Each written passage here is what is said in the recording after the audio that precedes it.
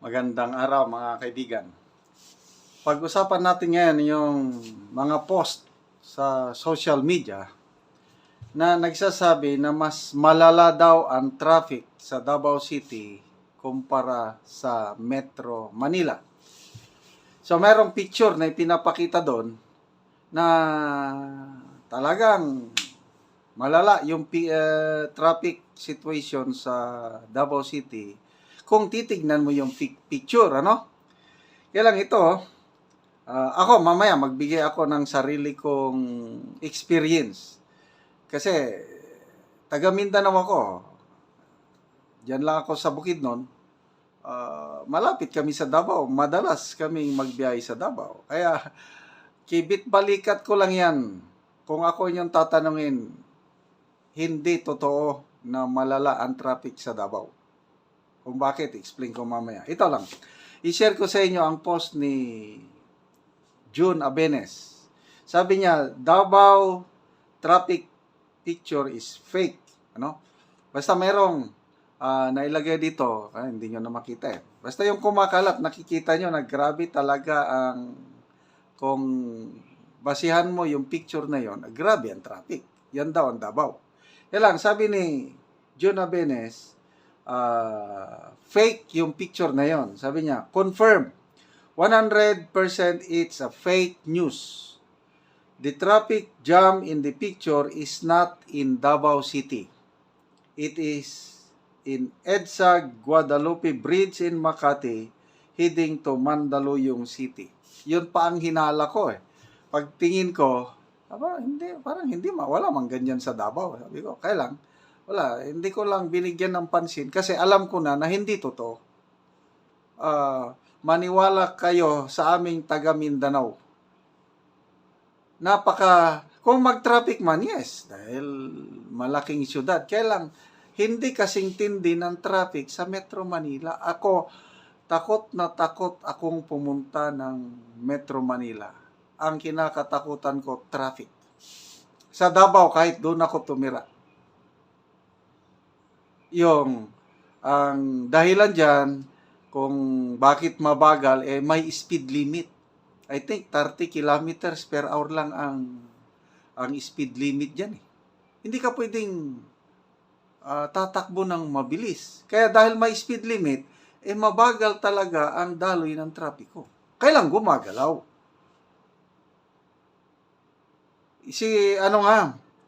Si Mayor Inday Sara, natikitan siya dahil sa overspeeding. Kahit si Congressman Paulo Duterte, natikitan din siya dahil sa overspeeding. Ganyan po katindi ng disiplina when it comes sa traffic sa Davao City. Takot na takot akong mag-drive pag nasa Davao City ako dahil alam ko ang mga pulis nagkalat kahit saan.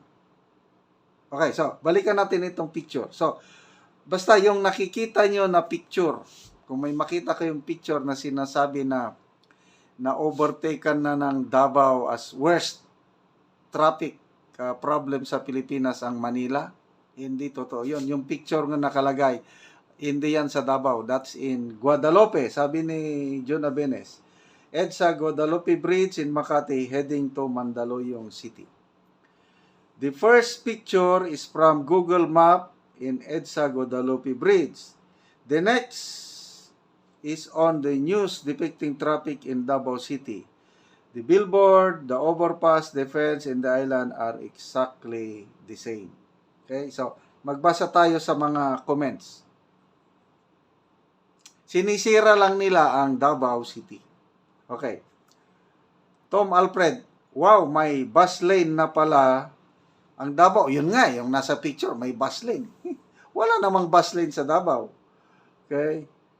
Boyet Dam, labanan daw ng fake news, sabi ng mainstream media. Well, labanan nila, sarili nila. Ito, Lubay Gumapak. Taga Davao ito.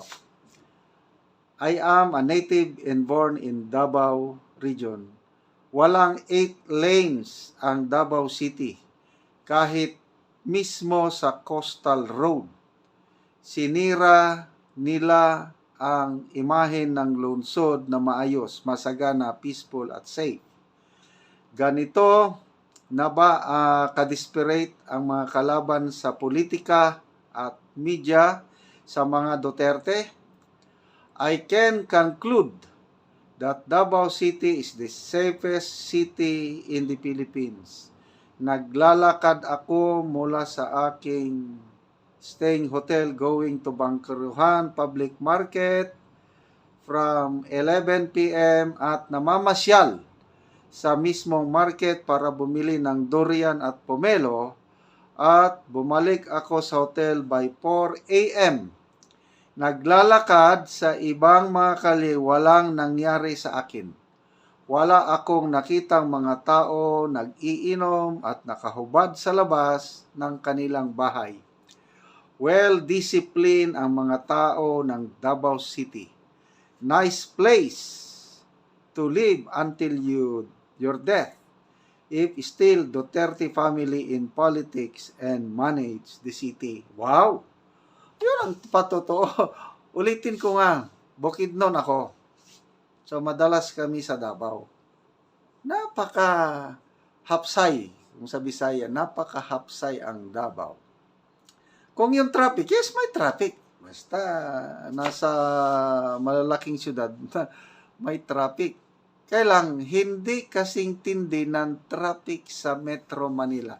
Nakaka-high blood ang traffic sa Metro Manila. Nakaka-trauma. So, lahat ito, paninira lang sa Davao City. Emily Dalakit, sabi niya, yes, ganon na sila kadesperada, lahat gagawin nila. Gising na po mga Pilipino sa kasinungalingan ng mga kalaban. Okay? Jenaline Paklar Magtrayo. I've been there 3 days ago. Oh, ito. Galing Davao 3 days ago. I've been there 3 days ago. Tama po kayo. On my observation din, kaya pala 40 kilometers pala ang speed limit, hindi 30.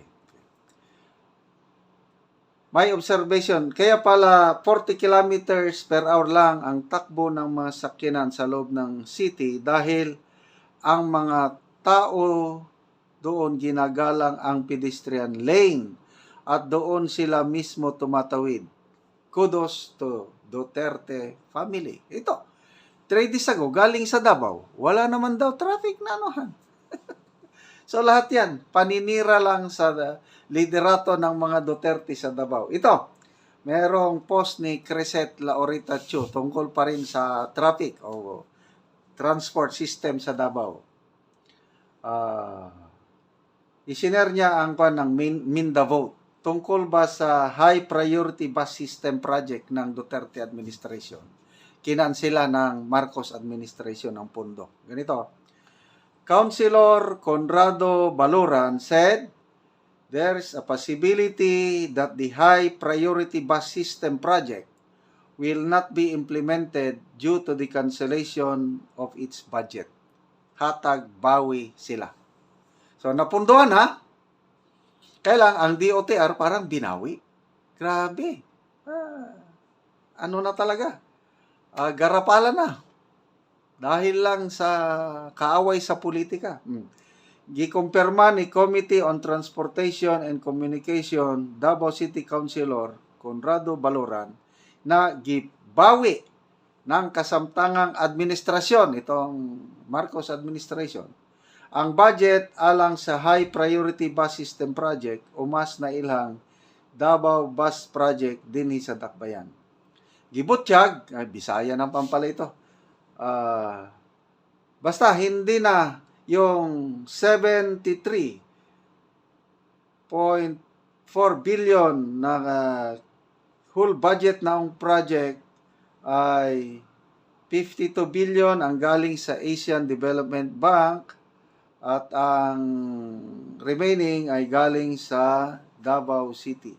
So, malaking tulong sana ito yung bus system para Kasi ang gaganda, nasimulan na ito. Ang gaganda yung mga bus na nakita ko sa na-post. So instead na makumpleto na ngayon, hindi na. So, yan po ang napakapangit sa politika sa ating bansa. Ang nagsasuffer nito ang taong bayan kasi yung Davao High Priority Bus System para ito sa mamamayang Pilipino. Bakit tinanggalan nila ng budget? Dahil sa kalaban ng politika? Yun na. So, sinong inuuna nila? Ang taong bayan o ang hangarin sa politika? So, kawawa ang taong bayan.